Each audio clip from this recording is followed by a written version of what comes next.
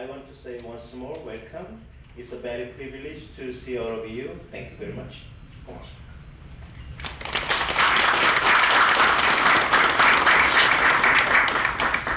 Thank you, Dr. Kim, for your warm welcome. Ladies and gentlemen, I'm delighted to welcome Mr. Jeffery D. Jones, Chairman of Partners for the Future Foundation.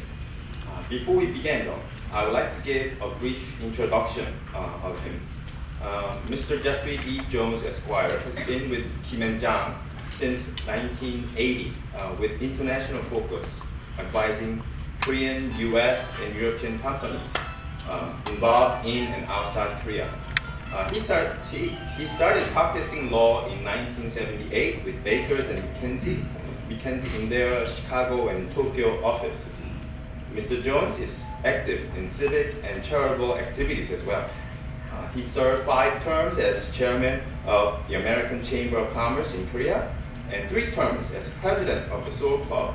Mr. Jones organized and presently serves as chairman of a nonprofit foundation, Partners for the Future, providing scholarships, job training, aid, and other assistance to the unemployed and their families in Korea. The list of organizations and government agencies that he advised and also served as a board member is very extensive. So if I read them all, it will be their own time. But just to mention a few, he advised the Seoul International Business Advisory Council and Foreign Investment Advisory Council of City of Seoul, and the Red Cross Advisory Committee for the Future Strategy. NGOs include Korea Green Foundation, International Vaccine Institute, and Fulbright Foundation. Mr. Jones was appointed by President Roh Moo-hyun to be a member of the Regulatory Reform Commission, and he is the first foreign national to serve in a government position in Korea. For his service to the Korean economy, Mr. Jones was awarded the Bronze Tower of Industrial Merit by President Kim Dae-jung. So I believe we are in for a real treat tonight. As the title of tonight's topic says, do we know where we are? I think historians like Dr. Kim would say, do we know where we are from? And philosophers like Vice President Lee Sun-heng would say, do we know where we are going? But I think this is a very more interrelated, as Dr. Kim said in the welcoming remark, that we are getting into identity and the future and the basically whole nature of Korean people and Korean society. So now please welcome Mr. Jeffery D. Jones with a warm round of applause. And I feel a little bit cheated. And when I see Professor Kim Byung-hee next time, I think I'm going to punch him. Because I had no idea that it would be such a knowledgeable and expert group of people. If this was just quite frankly, I thought it would be students. So, you see, I'm overwhelmed that I was even asked to speak to such a group, and I'm delighted. I hope I have something that is useful for you. I have been accused of being a very boring speaker in English, and unfortunately it's true. I tell much better jokes in Korean. I remember I used to take debate in college, and the debate in college is kind of a silly thing to do, because you take ridiculous positions that are non-supportable and you find support for them, and you argue with each other about them. So it's sort of a waste of time, but it's a interesting psychological endeavor in persuasion. So it has its merits, I suppose. But the debate teacher always used to say, whenever you start, there are two cardinal rules that you must always obey. And this is true in debate and public speaking. And so I give them to you. Those two cardinal rules are, the first is you never start out with an apology. Because it immediately turns the audience off. And we hear this all the time. Oh, I wasn't prepared. I had a bad night. I had a backache. My dog ate my materials. So whatever kind of excuse you never start a speech or a presentation with an excuse. It turns the audience off. You've lost them in the first second. And then the second thing you must always do is start with a joke. Because if you start with a joke, it softens them up. You develop empathy with the audience. They understand your frame of mind and your psyche, and so you have a much better communication. So I have to tell you today that because I thought you were all students, I didn't come with a joke because they never get them. So I have to apologize, and I've broken both rules already. Okay. Do you know where you are? We're in the Plaza Hotel, 4th floor. Do we know where we are? Is actually a very serious question for us. And there. To know where we are, it's helpful to understand where we've come from. And Korea has a wonderful history that I know you all are studying and are interested in and are fans of. When I first came to Korea, it was in August 15th, 1971. And for those of you who understand the weather of Korea, August 15th is not a particularly pleasant time to be in Korea. It's very humid, it's very hot, and it's just not a very pleasant place, unless you like hot, humid, dusty. That time, anyway, it wasn't pleasant. And August 15th is important because that's a holiday. It's the what we call Hanbokjeol, which I don't know what that is in English. Who can help me? Dr. E, what is Hanbokjeol in English? Liberation Day. Liberation Day. And I arrived at Kimpo Airport on August 15, 1971. And in those days, there were no hallways or, the things at the airport where they connect to the airplane. The jetways. Thank you. And no jetways, and so they open the airplane door and you go down steps, get on the bus, and then you go into the terminal.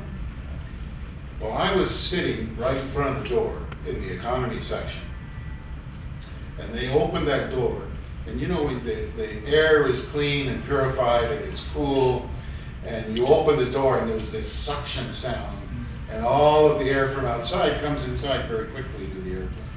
And I don't know if those of you who are familiar with Kimpo Airport in 1971, it was in the middle of fields, literally, surrounded by fields.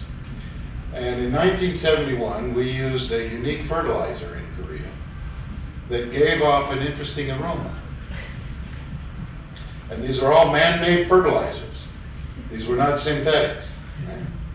So when you open the door at Kimpo Airport, this aroma surrounding Kimpo comes into the plane with a gusto, and it's filled with dust and kimchi and garlic and the fertilizer in the fields, and it is just a wonderful mix, a variety of smells and tastes, and it's just an amazing aroma.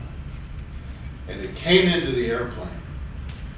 And many of my foreign colleagues who were on the plane with me were choking. Oh my God, what is this? Where have we come to?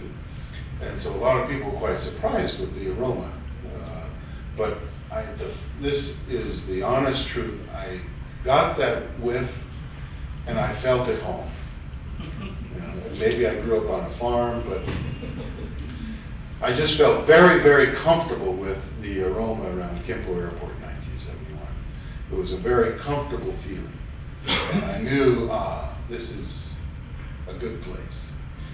And our GDP at the time was $300 a year per capita. That's below the poverty line. It was a poor country. People did not get 3 meals a day in those days. And we worried about what we were going to eat. So Korea was a tough country. We were exporting. We had gotten over the chaos of the 60s by the time I had arrived. Park Chung-hee took over the country in 1961, and he had a firm grip by the time 1971 arrived. His grip was absolute, and we had started to build an economy. And the major exports out of Korea were wigs and shoes, umbrellas, and nurses. And you may wonder, where did the nurses come from? But we had a very active program back in the 70s of exporting nurses. They were trained in Korea. The largest number of them, I think, went to Germany, in fact. So you still today find a large number of Korean trained nurses in Germany. But that was our export, and we were exporting workers to the Middle East. So there were large numbers of people, not nurses, but construction workers, who were going to the Middle East to build highways, buildings. So a large number of Koreans were employed overseas, sending home money so that families could eat in Korea. It was an amazing time, and those were our primary exports. Today, of course, it's unthinkable that we would think of sending Koreans abroad to do work, but that was the reality in 1971. The signs of wealth and success were quite interesting. If you drove a black Jeep, you were something in those days. A black Jeep was a real sign of status and power. And you probably had an in with the military, which was very important. The military were deciding everything in the 70s, and if you were driving a Jeep as a civilian, you were something. If you had a refrigerator in your kitchen, you were really wealthy. There was a time when and I spent my first year in Korea in Masan, and which is next to Busan in Gyeongsang Mountain. And Masan was a fairly well-to-do place among Korea. It was not exactly country. We had a free export zone in Masan. There were lots of factories. But the reality is very few people had refrigerators, very few people had black and white TVs. And I remember Saturday nights we would gather in somebody's home who had a TV, and 20 or 30 people would come to their home and watch TV because they didn't have access elsewhere. And to have a telephone, I mean, it was unbelievable the difficulty of getting telephones. And you know, telephones used to be traded in Korea. These are not cell phones, but landlines. As much as $5,000 you had to pay a deposit to get a landline. So if you had a telephone in your house, you were really hard to conceive of, but that's the reality of 1971. Politics was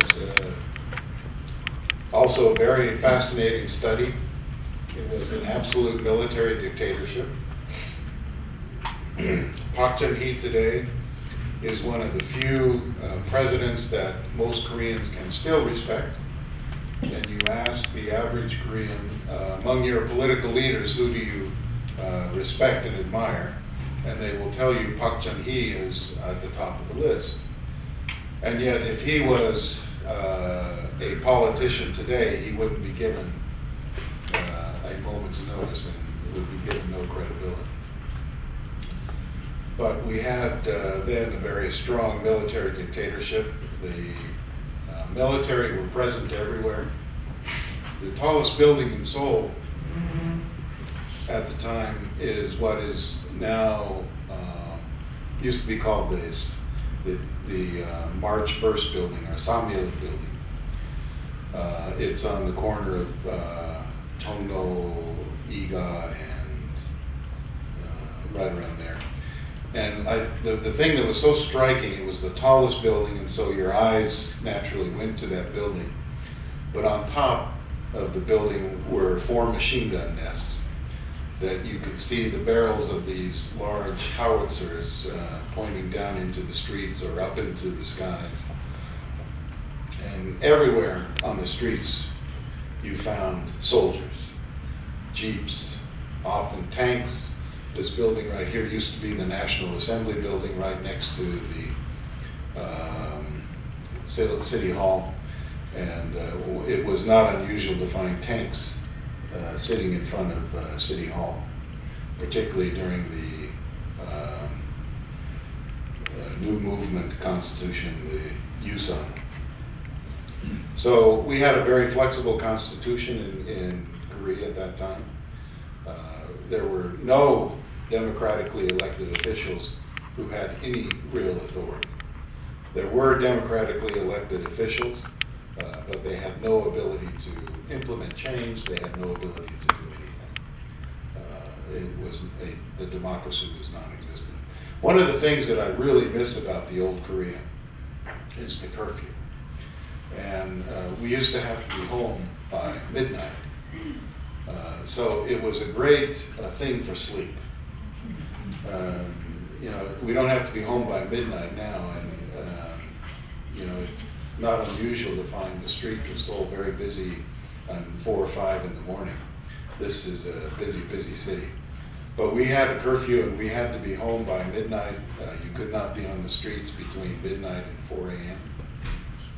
And so there was a mad dash around 11 o'clock, 11:30, of people trying to get home before the curfew. And you had to spend the night in the police station if you were caught out after midnight. That was actually a very fun thing, this mad dash to get home by midnight. I missed the curfew. And particularly with older children, it was very nice. You knew where your kids were. One of the interesting aspects of that is inconceivable today is Koreans were not permitted to have passports. Travel outside of Korea was not free. You could not decide on your own. Still, many went, but they had to get special concession. They had to get special permission. These were people who were able to get the mechanism at that time to get a passport. So it was not easy getting a passport. The average citizen was denied the privilege. Of course, they couldn't afford it, but it was very, very difficult to get a passport in those days. So we had personal freedoms were limited to a certain degree. The economy, of course, was centrally controlled by the government, Park Geun-hye, and the military controlled. You had to have political connections to compete in the economy. There was essentially no market mechanism. And that, of course, was probably a necessity. I'm not making any editorial comments about whether it was good or bad. but it was a economic reality and probably a necessity. And to his credit, Park Chung-hee was, while he was a dictator, he was a clean dictator. He did not accept bribes. And that, quite frankly, is the biggest problem with most dictatorships around the world today, is that the problem of corruption is what prevents an economy from really growing and developing. And because Park Chung-hee was essentially corruption-free, his system worked, and it was able, and the market was able to grow because of the lack of corruption. The press was very interesting in those days. We had no freedom of press. Newspapers were essentially government organs of propaganda. So many people used to compare us to North Korea. And one of the interesting aspects, of course, the South Koreans were adamant that we were not North Korean, that we were not communists. To be a Balgeni was red was a very bad thing. And yet, many people today, and particularly young people, cannot understand why the Koreans who were living in Japan at this particular time were tremendous supporters of North Korea and Kim Il-sung, and supporters into the frame of sending money, large amounts of money. Most of, a large majority of the pachinko parlors in Japan were owned by Koreans who were sympathetic with the North.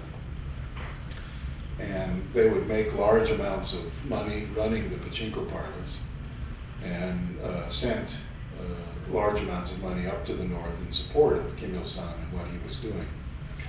And for many of us, it's hard to conceive how and why the Koreans living in essentially a free and democratic Japan could somehow emotionally support Kim Il-sung and his cause by sending money. And if you compare South Korea and North Korea at the time, there was a tremendous difference, and the difference was beginning to emerge. But for many older Koreans, it was difficult to see the difference between North and South. And of course, in the 60s, and to a certain extent in the early 70s, North Korea was economically much farther ahead of South Korea, and was actually a much wealthier country than South Korea was. That is not true today. Those schools, there's still a few, but the numbers have dwindled significantly. So there was a philosophical difference, but the difference was not quite as great, and certainly not as wide as it is today. I remember reading the Wall Street Journal many, many times, or Newsweek magazine, and it had actual articles cut out of it. And they were blackened out, or articles were cut out because the foreign press also was censored. So it was, in many respects, not too dissimilar. The Koreans were not permitted to travel abroad. Press was censored. The type of information that they had access to was limited. Of course, the internet didn't exist then. Satellite communication didn't exist then. And so South Korea, in many, many respects, was almost as isolated as was North Korea. Fortunately, the leadership in South Korea, particularly Park Chung-hee, recognized where he was going and what he wanted to achieve. He knew where he wanted to go. And he was very fortunate for Korea, and honest, and a very smart person. And so he went in the right direction. Well, Korea today, we've obviously come a long way. There are approximately 220 nations on the earth today. I can't keep track of them all. We get new ones all the time now. All the stands that are, we've got Uzbekistan, Kyrgyzstan, Kazakhstan. All these stands are becoming more and more. So the nations on the earth are increasing. There's, of the 220, Korea today, depending on which foreign exchange you use and what measure you use, is the 12th or 13th largest economy in the world. An unbelievable achievement when you think back just 40 years ago. 40 years ago that Korea was such a poor country to be the 12th or 13th largest economy today. It's quite amazing. Among the 24 OECD countries, Korea is number one in learning. Number one. Korea has the highest literacy rate, the highest rate of graduation from high school, the highest rate of college entrance and graduation, and according to OECD studies, the most effective use of information by junior high school students. That alone is the statistic that has propelled Korea to grow, is this commitment to education. Today, Korea is the largest consumer of energy in the world.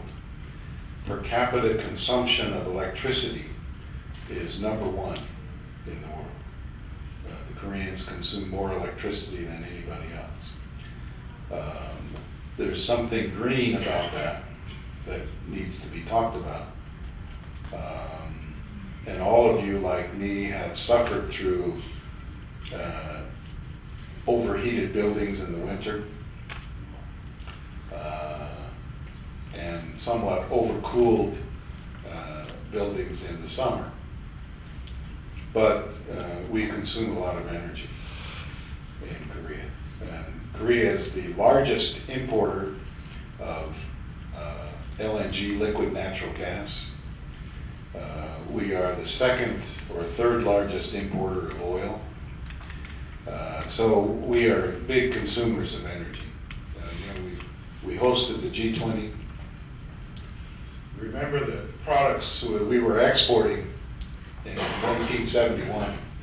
40 years later, Korea is exporting more products critical to the global economy than almost any other nation of its comparative size. Korea would cripple the world if exports stopped. And they would cripple the world because they are the largest producer of semiconductors.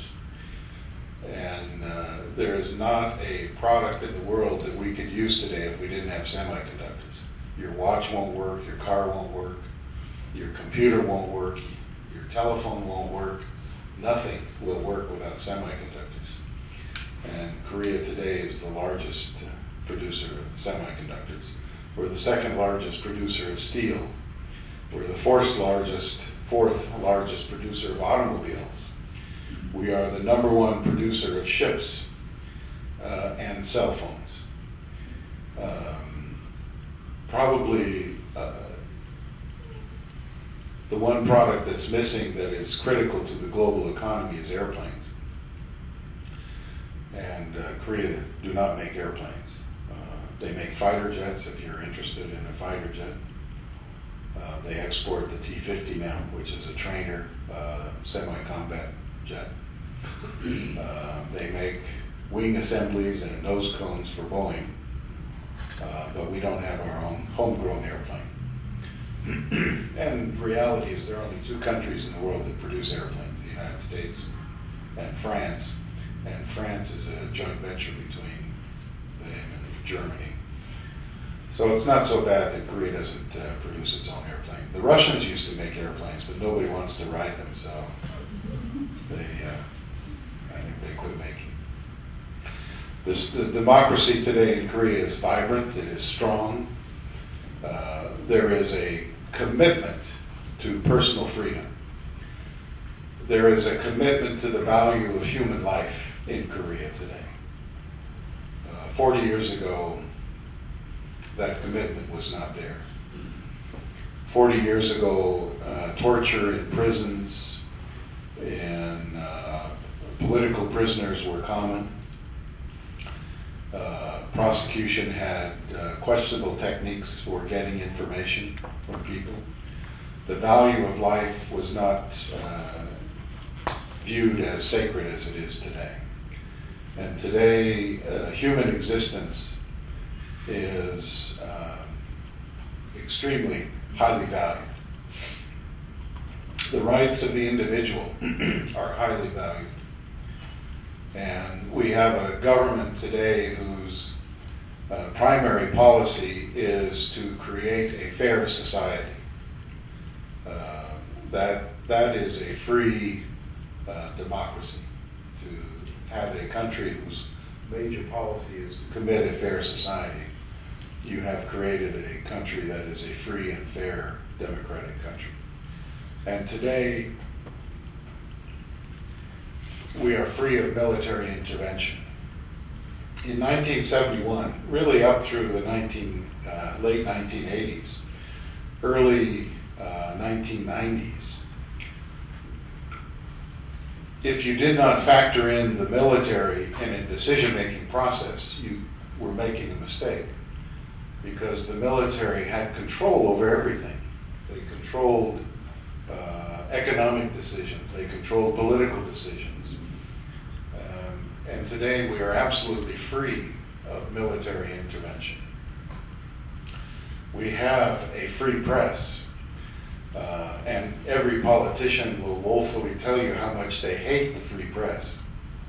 It is a burden to them, but it is a glorious thing for the citizenry of Korea. The people's voice is strong through the internet. Television is moving away from government ownership. And the airwaves are becoming freer, and we are developing a fact-based reporting in the newspapers today. Do we have any journalists here today? No journalists, right? One of the common plagues on Korea in the old days was a journalist who would come to you much like Buddha. You know, Buddha stands like this. You know, this is the sign for money in Korea, right? So Buddha is holding his hand. He's saying, you know what this is, and he's holding his hand out like this. I actually don't know what it means, but I see Buddha standing there. It reminds me of the reporters in Korea many years ago. They would come to you and they say, I've got this terrible story about this or that your company is involved in. Do you know anything about this? And of course it was pretty much a made-up story.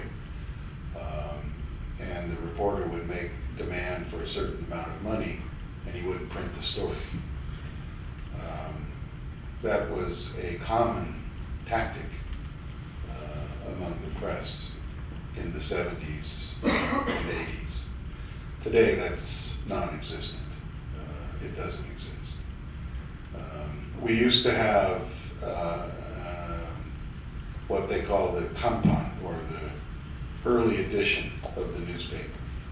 And the early edition of the newspaper would be printed at night, and you could get it around 6 p.m. And so everybody had to go out and get the early edition and see what was written, and then you had to go find your reporter friends, the editors, the people in the newspapers, to get them to change the stories for the early morning edition that would be printed. Today we're free of that kind of burden. So the press has become a very fact-based system that is making for a very healthy Korea. Today the bureaucracy in Korea is essentially free of corruption. There is minor petty corruption that goes on. It is petty, it is minor, and it's about the standard of Connecticut. And the reason I say Connecticut is you may recall that the governor of Connecticut was kicked out about 2 years ago for bribery. And when I say about the standard of Connecticut, we're sort of a notch above that. So essentially, Korea has become much like Singapore, where you are free of corruption. And that's been a great blessing for Korea. We have a bureaucracy today that's committed to market principles and a free market economy. One of the great strengths of Korea today is the judiciary. You have a judiciary that is free, independent.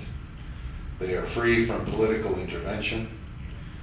They have a strong commitment to the Constitution and the law. We have become a rule-based, law-based society in Korea. And trials are open to the public. And essentially,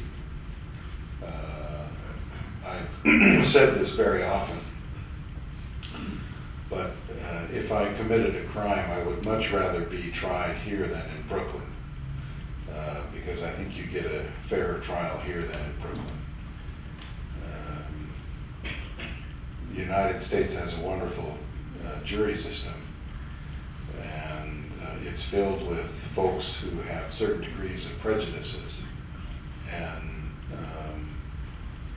a foreigner being tried in Korea will get a much fairer trial than, say, an Arab who committed a crime in Brooklyn. That's the political reality of the United States today. And it's a great testament to what's happening in Korea. So today, the new reality of Korea is that Korea is an advanced country. It's an advanced country under whatever standard you want to apply it to, whether you use government, the economy, education, culture, sports, entertainment, the military. I don't care what aspect of society you want to compare, but Korea has an advanced country status. Korea is a global leader today in almost everything. There are very few areas where Korea does not lead. And, whether it be culture, sports, government, education, they are advanced status. Some smart guys in Goldman Sachs put out a BRIC report about a year and a half ago. This BRIC report is a report on Brazil, Russia, India, and China, and the impact that these BRIC nations will have on the world economy over the next 20 to 40 years. And these guys in Goldman Sachs, they're probably some of the smartest people on the earth. They make more money than anybody else. So they're pretty bright guys. And this is their prediction, and they put together all of the compilation of what's going to happen in the global environment over the next 40 years. And their prediction is that by the year 2025, the world per capita GDP, the leaders will be the United States will be number one still, Japan will be number two, Korea will be number three. The third wealthiest country on the globe will be Korea in the year 2025. What's even more surprising in this Goldman Sachs report on the global economy is that in the year 2050, Korea overtakes Japan on a per capita basis, and Korea's per capita income will be the second in the world, second only to the United States. China, of course, will have the largest economy, But on a per capita basis, China has a long way to go to reach the levels of Korea. So it's these smart guys at Goldman Sachs who made this projection, not me. I hope I live to the year 2050 to see it, and to see how Korea changes with the wealth. One of the interesting aspects of this whole new reality that has come so quickly to Korea is they refuse to accept it. You ask the average Korean today, are you an advanced country in terms of government, education, culture, sports? And they will say, no, we are not. We're still developing. The average Korean does not see themselves as an advanced country. They still see themselves as a poor, victimized country who needs more time. And they're caught in a time warp because it's all happened too quickly for them to really understand. How many nations on earth today can you have a home where you have 3 generations in that home, where the grandparent knew abject poverty and the child knows nothing but prosperity? It's hard to imagine a country that has had such a diverse experience in terms of the standard of living, the standards of living, and the cultural impact that all of that has on attitudes and social behavior. And so today Koreans still won't accept themselves as advanced countries. And that presents unique challenges to you when you're negotiating an agreement, when you're negotiating a fair trade agreement, when you want to negotiate a price on a product that you're selling. They still see themselves as poor and developing, and therefore they still perceive themselves as having the right or the privilege to getting breaks. And it's like the older and younger brother syndrome. The older brother should continue to compromise and give the younger brother what he needs.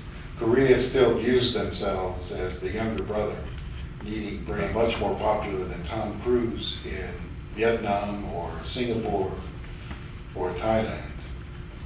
And today the economy in Korea is built on creativity and productivity. It is no longer built on the backs of cheap labor. The gains in the economy come through creativity and productivity. The ship industry survives in Korea because of advances in technology and productivity. Every industry survives on that basis. And so you see the Koreans still holding a global leadership on things like televisions and those kinds of products that should be considered commodities. But because of productivity and creativity gains, they continue to maintain competitiveness. So Korea very much are the new peers, and you can think of young Kim Yoon-ah, the figure skater, who is the world champion on the figure skating stage. And essentially, Kim Yoon-ah created a new standard for skaters. You have to skate better than she if you want the gold medal. So this Kim created the gold standard, or the global standard, for figure skating. Today, Samsung is, along with LG, are creating the new global standard for television and television sets. And time again, in industries that are not as visible to the public, but you go through a veritable list of almost any industrial sector, and companies will tell you, whether it's in medical care, automobiles, that the Koreans are beginning to create and become the global standard. That is the new reality. And of course, the challenge for Korea and Korea's citizenry, and I think the challenge for education, is to help Koreans understand that they have arrived there.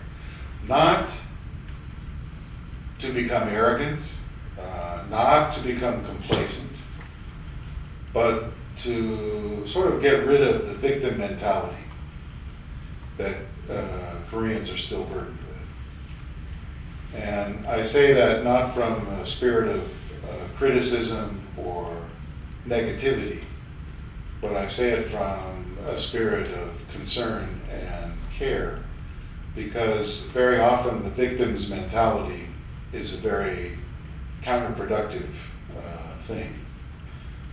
And I think if individuals can accept the reality that Korea is an advanced country, I am a citizen of an advanced country, I am leading a global standard life, and I can create the new global standard, it changes their mentality about who they are and what they are, and will change their mentality about where they can go. Because today we're a little bit self-limiting because of this attitude we have about who we are and what we can achieve. We tend to limit our capacity for growth. And I would like us to overcome that. So really the new challenge is acceptance that Korea is no longer mimicking. Korea no longer needs to mimic anybody. We don't mimic the Japanese. Korea does not mimic the American or the German or the British, but Koreans are unique and are no longer followers, but are leaders. And I think the challenge for Korea is to accept that new reality, that Koreans are extremely well educated, extremely creative and productive, and accepting that new reality will make these smart guys at Goldman Sachs correct that by 2050 Korea will become the nation with the second highest GDP. And I would just like to add one additional point, and this is a bit controversial. And with so many ladies in the audience, I'm a bit hesitant to say this. And I didn't write it down because it's so controversial, so I can deny it later. One of the concerns I have about Korea relates to what made Korea successful. And in my view, the single largest factor in Korea's success are Korean mothers. And it is the Korean mother's commitment to education and her commitment to her children, the drive that Korean mothers instill within their children, is what has made this country a tremendous success. And the thing that causes me to worry is the pursuit of material wealth.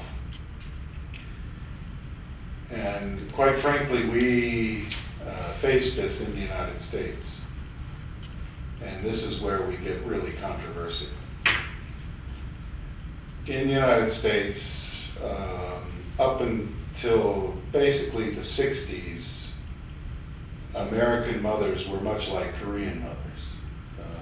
They were committed to staying home, to raising the children, to instilling success in the children, because essentially the United States didn't become a wealthy country until after the end of World War II.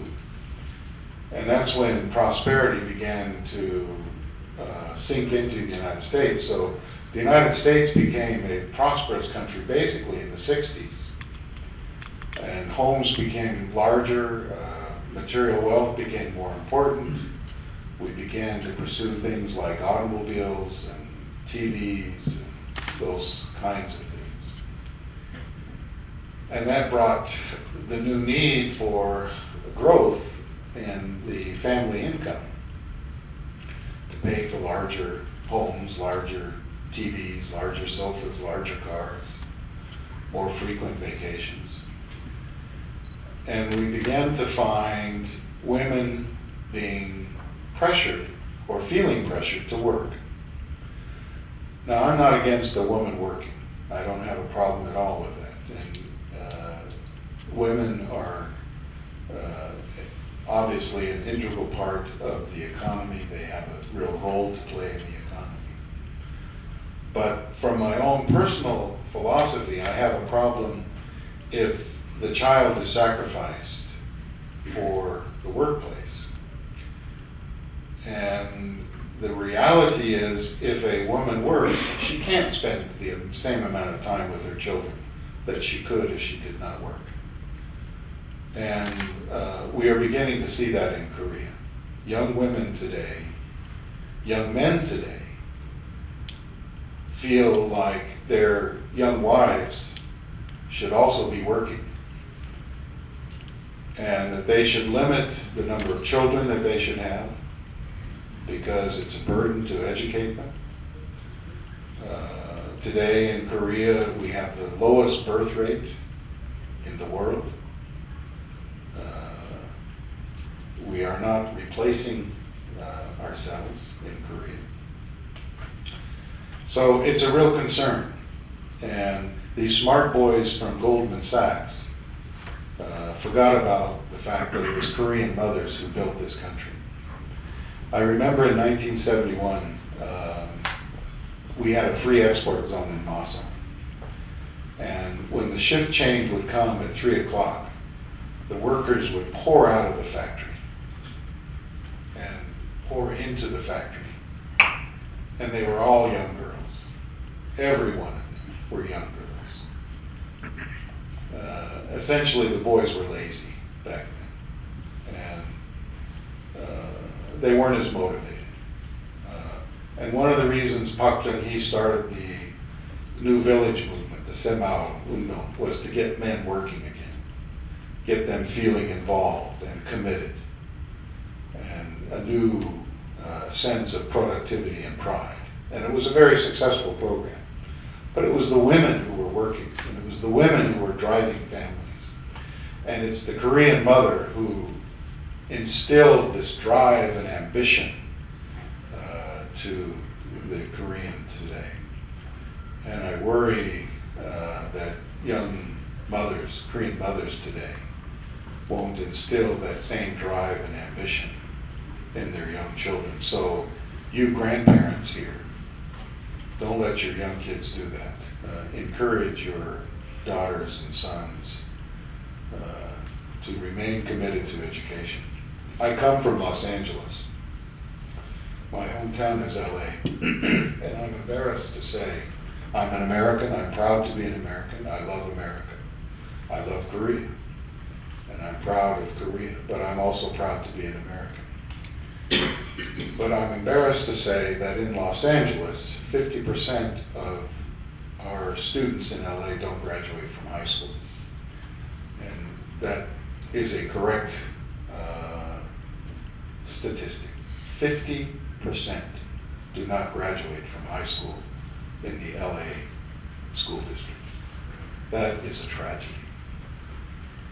That is a tragedy beyond words. And I have no idea, other than crime and drugs, what those young people are going to do to be competitive, to maintain a livelihood. It's a terrible, terrible crime. And if the United States could do anything, we have to fix that problem. Now, this is not a nationwide problem. LA is a bit unique. But it's not unusual to find graduation rates in many, many communities below 70%. That's not unusual in the United States. And this commitment to education, which basically comes from the commitment of mothers and fathers to the family and commitment to the children, that's where we have to focus our energy. And so I hope that the young people in Korea don't lose sight of what Korean mothers have done, and that Korean women stay committed to their children in the same way that they have in the past, which has built this wonderful country and made it what it is today. Thank you very much for listening to me. I had more fun than you did, but it was nice to remember where Korea was and where it is today. We are privileged to be here. This is a great country. I'm privileged to have lived here for 30 years. I think it's a wonderful place. I still enjoy Los Angeles. We have better weather than Korea. My mother, my brother, sister, all my family still live in Los Angeles. It's a great place. We just have a bad school district that needs fixing. But Korea is a great country, and I hope you enjoy your sojourn here. I hope you enjoy studying Korea. There's a lot we can learn from Korea. Thank you very much.